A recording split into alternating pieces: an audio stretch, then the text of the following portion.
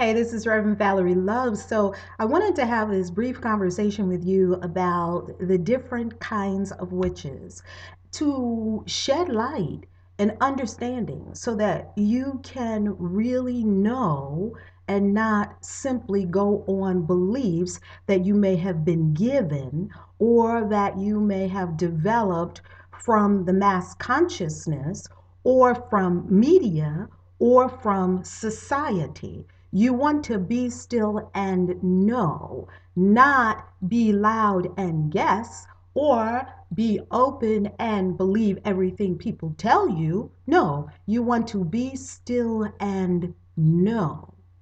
So, here are several different kinds of witches, and this conversation is really just an intimate conversation that I'm having with you about witches that are good friends of mine, my sisters, my loves. I just love many, many, many different kinds of witches, and they are in my experience and in my world by divine providence and by divine love, and I am so grateful. So, there are several kinds. So, first, there is the kind of witch who is like me. I tend more to the Christian tradition, so I am what I call a Christian witch. I don't know if I coined that term. That term probably was around a long time before I started using it. I don't know. It doesn't really matter. What matters is that for me, the magic of the Bible is the most intriguing. My path as a Christian witch means that magic is my transformational tool, is my chief transformational tool, alchemy of the spirit. So everyone has a chief transformational path. Magic is a pathway to the divine. So some people have a pathway to the divine that is Buddhism. Some have a pathway to the divine that is Islam. Some have a pathway to the divine that is Christian. Some have a pathway to the divine that is magic. Some have a pathway to the divine that is nature. Everyone, every being on this planet has a pathway to the divine, and you want to find what your pathway is to the divine so that you walk that path regardless of what anyone else says or does. You walk that path. So, my pathway to the divine is magic. Magic meaning not presto changeo, something out there. All magic that I do is within and on self. The spells I cast are on self. For what? For love, for joy, for peace, and for abundance. The magic, which is called high magic or white magic, or the magical arts, the high magical arts, includes alchemy of the soul. What is that? That is true soul transformation, and that is my particular path. So I'm a witch that does not deal in a lot of things on the outside, cauldrons and yes, I have wands and I have tarot decks. I have all those things. I have crystals and they have their usage. However, my goal, my chief aim is never aimed outside at anything in my path as a witch. My chief aim and goal is myself, the one I see in the mirror. Michael Jackson said it best. If you want to make the world a better place, take a look at yourself and make that change. And so the high magician, the magical art, the high magical arts, practicer of high magical arts, practicer of alchemy of the soul, the ceremonial magic it's also called. And some of the magic that I love is magic of the Bible, the magic of Enoch, Enochian vision magic, magic that involves invocations and evocations of angels and spirits, magic that is spoken of in the Necronomicon, the magic that is spoken of where we ascend consciousness through prayer, ecstatic prayer that lifts our consciousness and takes us to a new place so that we can commune with spirits that are higher than the physical dimension. And in commune with the spirits that are higher than physical dimension, we gain wisdom for this third dimensional life and for how to transform self and for how to support others in transforming. That's why I'm here, okay? That's kind of which I am. Now, there are also voodoo witches, which I am not a voodoo practicer. I do not know much about voodoo. However, there are witches that do practice voodoo with very profound results. Voodoo is powerful. Thirdly, there are hoodoo witches. Voodoo and hoodoo are not the same. They are two distinct magical forms and paths. Voodoo being different and distinct from hoodoo. Hoodoo is more related to the magic of Moses. And so, if you want to really understand more about hoodoo, and the only way that this information would be coming to you is if you have summoned it within your soul. Somehow, your soul summoned this information, and that's how you landed at this video. There is no other way that you could have landed here. No matter what you pointed and clicked to, your soul was calling for this information, and now here it is. So if you are a person who wants to kind of understand a little bit more about hoodoo, you can in the 6th, 7th, and 8th books of Moses. Moses didn't just write 5 books. As we got the story, Moses wrote many more books. And even in the Bible, we know that Moses also wrote, I believe it was Joshua and Judges. He wrote the first 5 books of the Bible, Matthew, Mark, I apologize, I'm in the Gospels. The first 5 books of the Bible, Genesis, Exodus, Leviticus, Numbers, Deuteronomy. Moses wrote those. And then there are some other books of the Bible that are also attributed to Moses. Well, in addition to the books of the Bible that Moses wrote, Moses also has a 6th, 7th, and 8th books of Moses, and there's also an 8th, 9th, and 10th, 8th and 9th, I believe 10th, I'm not sure about that, books of Moses as well. And this is where the hoodoo tradition is derived from. It teaches you the magic of Moses with sigils, those are signs, and the angels that are attending to that magical form. So if you're called to hoodoo, you would be very familiar with the 6th, 7th, and 8th books of Moses, maybe even the 9th and 10th books of Moses. That's what it is. The 6th, 7th, and 8th books of Moses, and the 9th and 10th books of Moses. Thank you, Spirit. My spirit guides are so helpful, aren't they? Thank you, beings. So, that's the third kind. So we have the kind of witch that I am, Christian witch. I practice high magical arts.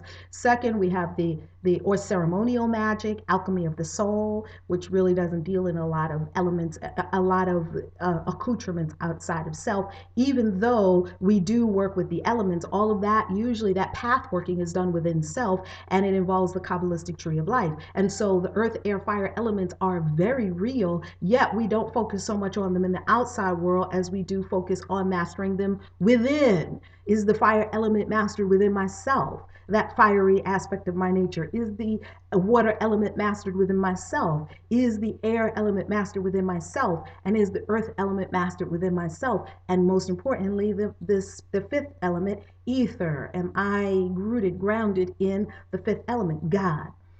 So we have the first kind of witch. We have the second kind of witch, voodoo. We have a third kind of witch, hoodoo. We have a fourth kind of witch, and that particular witch deals with a lot of crystals and healing and herbs and essential oils. So I kind of call them like witch doctors, root doctors, women who are very good with herbs and oils and things that come out of the earth, flower essences, and they can whip that stuff up and you can put it on you or smell it, and it supports you in coming to a greater awareness of who you are. So I myself call these kinds of practitioners healing agents, healing channels for the divine. They use their magical powers to, if they have a gifting for nature and the elements and the roots. And when I was in Jamaica, tell you a quick story. When I was in Jamaica, why would this information come to me? If you're not a witch, this kind of information wouldn't come to you. But this information came to me. This woman said that she was going to go to the obeah man. And I said, what's the obeah man? She said, oh, we go to the obeah man because if you want something, the obeah man will give you a potion for that, like oil. Like oil of don't leave me. If you want to get your man to stay, you don't want your man to leave, you get oil of don't leave me. Or if you think your man is cheating on you, you get oil of don't cheat on me. Or if you think that you want to get a man, love spell. Or if you see a man that you want and he doesn't want you, want me spell. The obeah man would cook up all these different spells for people with the natural elements. So that's what it kind of reminds me of, the obeah man, the witch woman who is a healer and a healing channel and a healing guide. That's another kind of witch. Another kind of witch is this is a practice, or this is a tradition that goes all the way back to Africa, and we have Yoruba witches. We have Yoruba high priestesses. So Yoruba is ancient path, calling. There's really not many words I can use to describe Yoruba. It's very, very ancient path and calling. And in that path, there are those who channel spirits, those who connect and commune with the gods and goddesses of the Yoruba tradition. It is a powerful tradition, and it is a powerful tradition with witches that they have said can raise the dead, literally. And if you look on YouTube, I believe there's a Yoruba priestess who they call her like the most powerful witch ever, and they say that she has raised the dead. And when you see her, she looks very non-assuming. She's old as I don't know how old this lady is. And she's sitting on a little bench, like a little wooden bench in Africa, just making her little beads and looking around and things like that. And they're like, that's the most powerful witch in the world. So we have the witches of the Yoruba tradition. And we also closely related to those. We have witches of the Santeria tradition, and Santeria somewhat derived from Yoruba, and we had folks that came from Africa. The African diaspora contributed to a lot of this because these ancient religion left this ancient path and tradition of Yoruba came over the water with the people who were on the boats. And as they stopped in several places, the people who were there blended with the Yoruba tradition and they birthed Santeria. And Santeria lines up the orishas of the Yoruba tradition with the priests, with the saints of the Catholic tradition. And it's very interesting when you look at them, they've got them perfectly lined up. It is amazing how these energetics are universal to all faith walks. Like there is a correspondence, just like there's a correspondence of Greek gods, Egyptian gods, and Greek, Egyptian, and there's another one, Roman.